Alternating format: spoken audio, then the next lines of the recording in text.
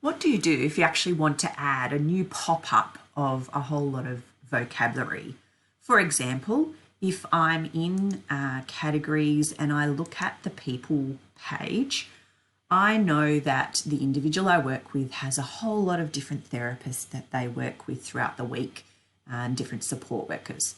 So I think that would be great to add a page or a pop-up of all of those names and individuals that they work with and meet. So we can use this blank button here, and I'm going to show you how you can edit that button and link it to a pop-up of names. You'll see that this is what happens if you click on family.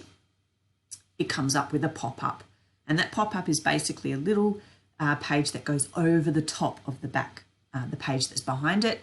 And a pop-up is generally just a list of words related to a particular theme. So family names, or it might be a list of words around fruit or places that someone goes to. So you can see that also in friends, and that little pop-up comes up. So let's make one of those. I'll go into the top right hand corner to the settings and editing menu, click on the button I want to edit, and let's write therapists. Get the spelling right.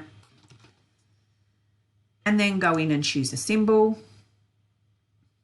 You might have some different options you like. Choose a speechy looking one and click done. Now we want to link this button to our pop-up page. So down on the left-hand side, we click on link to a page, and we need to choose link to a copy of a page. And what happens is we have a whole list of all the pages that are in our TD Snap Pod page set.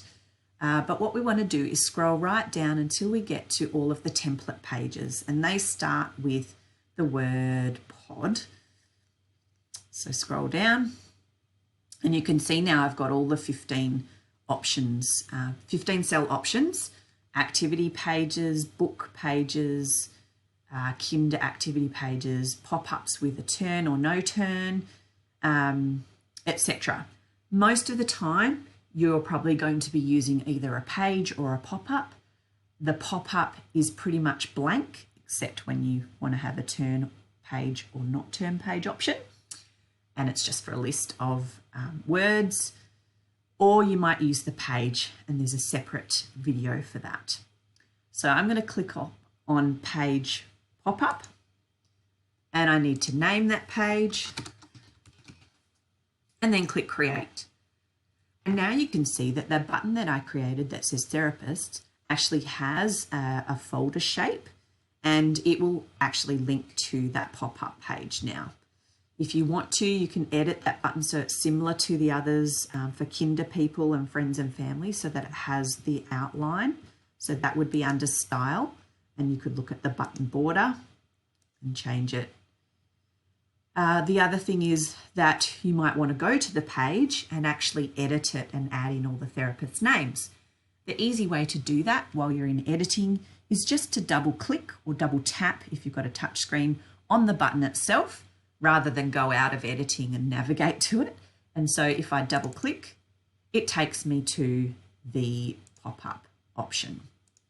And so now I've got all my buttons that I can start to edit, and I can put in SHA, and then my symbol might be search term speech, language pathologist, etc.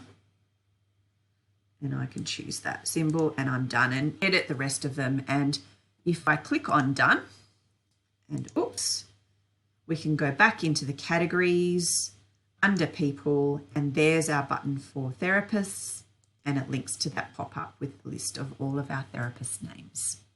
That's how you can add a pop-up.